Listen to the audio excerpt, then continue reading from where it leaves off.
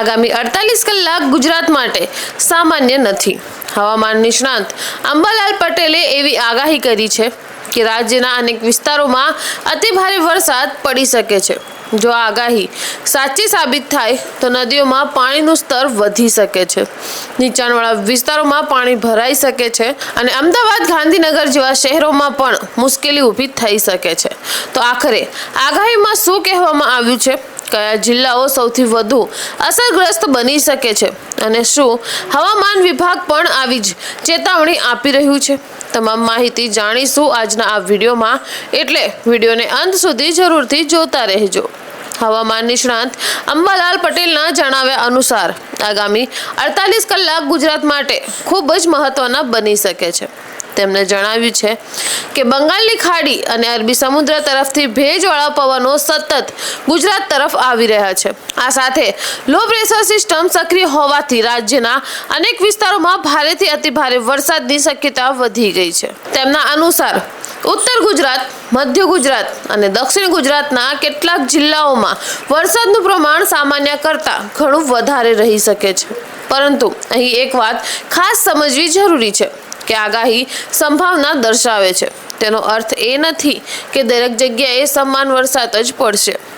આગાહીમાં અમદાવાદ અને ગાંધીનગરના પણ ઉલ્લેખ કરવામાં આવ્યો છે। જો વરસાદી સિસ્ટમ પોતાની દિશા જાળવી રાખશે તો આ બંને શહેરો માટે ભારે વરસાદના ઝાપટા પડી શકે છે।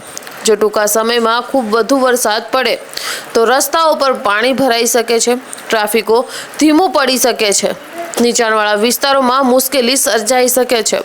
જો કે હાલમાં ગભરાવાની જરૂર નથી, પરંતુ હવામાન વિભાગના નવા અપડેટ પર નજર રાખવી તે ખૂબ જ જરૂરી છે। આગાહી મુજબ ઉત્તર ગુજરાતના કેટલાક જિલ્લાઓ, મધ્ય ગુજરાત, દક્ષિણ ગુજરાત અને તેમજ કેટલાક આંતરિક વિસ્તારોમાં ભારેથી અતિભારે વરસાદની શક્યતા વ્યક્ત કરવામાં આવી છે।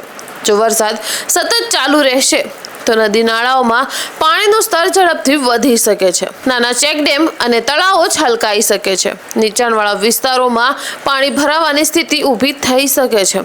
આવી સ્થિતિમાં સ્થાનિક તંત્ર દ્વારા આપવામાં આવતી સૂચનાઓનું પાલન કરવું તે ખૂબ જ જરૂરી બની જાય છે। માત્ર અંબાલાલ પટેલ જ નહીં, પરંતુ ભારતીય હવામાન પણ રાજ્યના કેટલાક જિલ્લાઓ માટે ભારે વરસાદની ચેતવણી આપી ચૂક્યું છે। જ્યારે ભારે વરસાદની સંભાવના હોય ત્યારે તંત્ર પહેલાથી સતર્ક રહે છે। જો તમે એવા વિસ્તારમાં રહો છો જ્યાં નદી નાળાની નજીક વસાવટ હોય તો બિનજરૂરી રીતે બહાર ન નીકળવું અને સત્તાવાર સૂચનાઓ પર વિશ્વાસ કરવો। સોશિયલ મીડિયા પર ફરતા દરેક વિડીયો અથવા મેસેજ સાચા હોય તે જરૂરી નથી।